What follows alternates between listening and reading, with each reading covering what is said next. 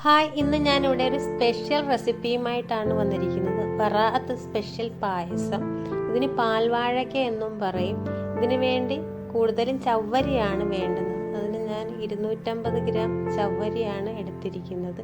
ഇതിന് 2 കപ്പ് അളവിൽ. പിന്നെ നമ്മുടെ മെയിൻ ഇൻഗ്രീഡിയൻസ് ആയ ഏത്തപ്പഴം, നേന്ത്രക്കായ, ഒരു 5 നേന്ത്രക്കായാണ് എടുത്തിരിക്കുന്നത്.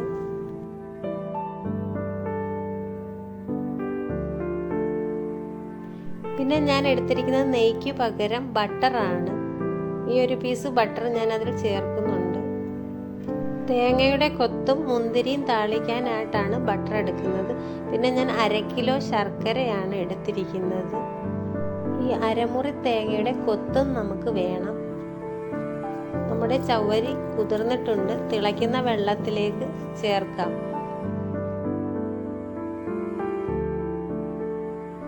ഒരു പാക്കറ്റ് ബ്രഹ്മസലിയാണ് ഞാനിവിടെ എടുത്തിരിക്കുന്നത്. ബ്രഹ്മസലി ചെറുതായിട്ടൊന്ന് ഒടിച്ചെടുക്കുക. വറുത്ത ബ്രഹ്മസലിയാണ്. നമ്മുടെ ചവ്വരി നല്ലതുപോലെ വെന്തതിന് ശേഷം നമുക്കതിലേക്ക് ചേർക്കാം. അങ്ങനെ ഒരു പാക്കറ്റ് ശർക്കര എടുത്തു, അത് ഉരുക്കിയെടുക്കാം. 1 ഗ്ലാസ് വെള്ളം ഒഴിച്ച് ശർക്കര ഒന്ന് ഉരുകാൻ വേണ്ടി വെച്ചു. എന്നിട്ട് നമുക്ക് തേങ്ങയുടെ കൊത്ത് മുറിച്ചെടുക്കാം. അതിനുവേണ്ടി 1 മുറി തേങ്ങയാണ് എടുത്തിരിക്കുന്നത്. തേങ്ങ ഇതേപോലെ ചെറിയ കൊത്തുകളായി അരിഞ്ഞെടുത്തിട്ടുണ്ട്. ഇപ്പോൾ നമ്മുടെ ശർക്കര എല്ലാം ഉരുകി വന്നിട്ടുണ്ട്. ഇനി നമുക്ക് ഒരു ചെറിയ പരിപാടിയുണ്ട്. 1 കപ്പ് ഗോതമ്പ് പൊടി എടുത്ത് ചപ്പാത്തി മാവ് കുഴയ്ക്കുന്നത് പോലെ കുഴച്ചെടുക്കുക. കുഴച്ചൊന്ന് പരത്തിയെടുക്കണം. കുഴച്ചതിന് ശേഷം ശകലം ഓയിൽ അതിലേക്ക് സ്പ്രേ ചെയ്ത് കൊടുക്കാം. എല്ലാം കൂടി ഒന്ന് ഉരുട്ടിയെടുത്ത് ചപ്പാത്തി പരുവത്തിൽ പരത്തിയെടുക്കുക. ചപ്പാത്തി പോലെ പരത്തിയതിന് ശേഷം സ്ക്വയറായി ചെറിയ പീസുകളായി കട്ട് ചെയ്തെടുക്കാം. ഡയമണ്ട് ആകൃതിയിൽ കട്ട് ചെയ്തെടുക്കാം. നമുക്ക് ഇടയ്ക്ക് പായസത്തിനിടയിൽ ഒന്ന് കടിക്കാൻ കിട്ടാൻ വേണ്ടിയാണ് ഇങ്ങനെ ചെയ്യുന്നത്. ഇതുപോലെ എല്ലാം ഒന്ന് കട്ട് ചെയ്തെടുത്തിട്ടുണ്ട്.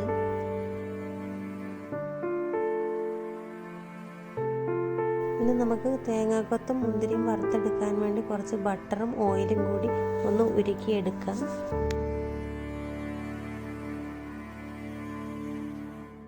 നിങ്ങൾക്ക് നെയ്യ് ഉണ്ടെങ്കിൽ നെയ്യിലും വറുത്തെടുക്കാം. ഞാനിവിടെ ബട്ടറിലാണ് മുന്തിരിയും തേങ്ങാക്കൊത്തും വറുത്തെടുത്തത്. ഇനി നമുക്ക് നേന്ത്രപ്പഴം കട്ട് ചെയ്തെടുക്കാം. അങ്ങനെ നമ്മൾ നേന്ത്രപ്പഴം എല്ലാം കട്ട് ചെയ്തെടുത്തിട്ടുണ്ട്.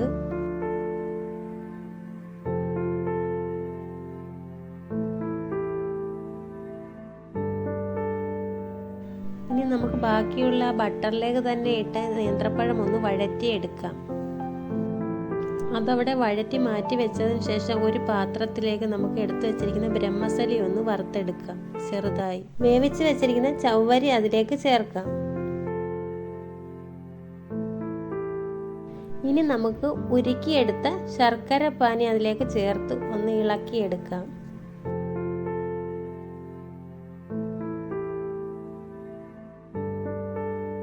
നമ്മൾ ഇതുവരെ ചേർത്തിരിക്കുന്നത് ചവ്വരിയും ബ്രഹ്മസലിയും ഉരുക്കിയെടുത്ത ശർക്കരയുമാണ്. ഇനി നമുക്കതിലേക്ക് വാഴപ്പഴം ചേർക്കാം. വഴറ്റി വെച്ചിരിക്കുന്ന വാഴപ്പഴമാണ് ചേർക്കുന്നത്. ഇതിൻ്റെ ഷോർട്ട് വീഡിയോ നേരത്തെ ഇട്ടിട്ടുണ്ടായിരുന്നു. ഇനി നമുക്ക് ഗോതമ്പ് മാവ് കൊണ്ട് പരത്തി കട്ട് ചെയ്ത് വെച്ചിരിക്കുന്നത് അതിലേക്ക് ചേർക്കാം. ഇടയ്ക്കൊന്ന് കടിച്ച് കുടിക്കാൻ വേണ്ടിയാണ് ഇങ്ങനെ ചേർക്കുന്നത്. പഴവും ഇതുമെല്ലാം കൂടി ഇടയ്ക്കൊന്ന് കടിച്ച് കുടിക്കാൻ നല്ല ടേസ്റ്റാണ്. ഇനി നമുക്കതിലേക്ക് പാൽ ചേർക്കാം. പശുവിൻ പാലാണ് ഞാനിവിടെ ചേർക്കുന്നത്. ഈ കപ്പിന് 3 കപ്പ് അളവിലാണ് പാല് ചേർക്കുന്നത്.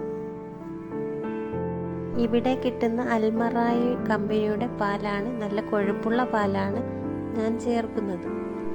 പഴവും പാലും എല്ലാം കൂടി ഒന്ന് നല്ലതുപോലെ ഒന്ന് മിക്സ് ചെയ്ത് ഇളക്കിയെടുക്കണം.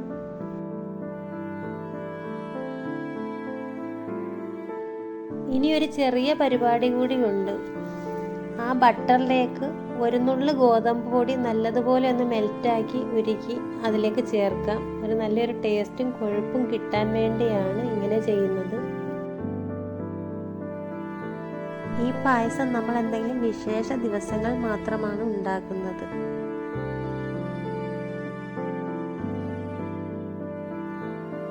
ഇനി നമുക്ക് വറുത്ത് വെച്ചിരിക്കുന്ന തേങ്ങാക്കൊത്തും മുന്തിരിയും ഇതിലേക്ക് ചേർക്കാം. ഇനി ഇത് തണുക്കും തോറും കുറുകി വരും. പായസം നല്ലതുപോലെ കുറുകി പോകാതിരിക്കാൻ നമ്മൾ വെള്ളം തിളപ്പിച്ച് ചേർക്കുന്നത് നല്ലതാണ്. 1 കപ്പ് വെള്ളമാണ് ഞാൻ ഇതിലേക്ക് തിളപ്പിച്ച് ചേർത്തത്. നമ്മൾ മൊത്തം 3 ഗ്ലാസ് പാലേ ചേർത്തിട്ടുണ്ടായിരുന്നുള്ളൂ. 1 കപ്പ് വെള്ളം കൂടി തിളപ്പിച്ച് ചേർത്ത് എല്ലാം കൂടി ഒന്ന് ഇളക്കിയതിന് ശേഷം മധുരം ഒന്ന് ബാലൻസ് ചെയ്യാൻ വേണ്ടി 1 നുള്ളു ഉപ്പ് ചേർത്തു. അതിനുശേഷം 1 സ്പൂൺ ചെറിയ ജീരകം വറുത്ത് ഒരു 4-5 ഏലക്ക കൂടി പൊടിച്ച് അതിലേക്ക് ചേർക്കണം. ഇപ്പോൾ ഞാൻ ചേർത്തത് 1/2 സ്പൂൺ ചുക്കുപൊടിയാണ്. ഇതെല്ലാം കൂടി ചേരുമ്പോൾ നല്ലൊരു ഫ്ലേവറാണ് പായസത്തിനുണ്ടാകുന്നത്. നമ്മൾ ലാസ്റ്റ് ചെറിയ ജീരകം വറുത്ത് പൊടിച്ചതും 4-5 ഏലക്കയും 1 നുള്ളു ചുക്കുപൊടിയും ചേർത്ത് മിക്സാക്കിയതിന് ശേഷം നമ്മളൊരു പാത്രത്തിലേക്ക് വിളമ്പുകയാണ്. അങ്ങനെ നമ്മുടെ പാൽവാഴയ്ക്ക ഇവിടെ റെഡിയായിരിക്കുകയാണ്. ബറാത്ത് സ്പെഷ്യൽ പാൽവാഴയ്ക്ക. ഈ റെസിപ്പി ഇഷ്ടമായെങ്കിൽ എല്ലാവരും ഇതുപോലെ ഒന്ന് ചെയ്തു നോക്കുക. അതുപോലെ salted butter Saudi kitchen channel ഒന്ന് ഫോളോ ചെയ്യുക.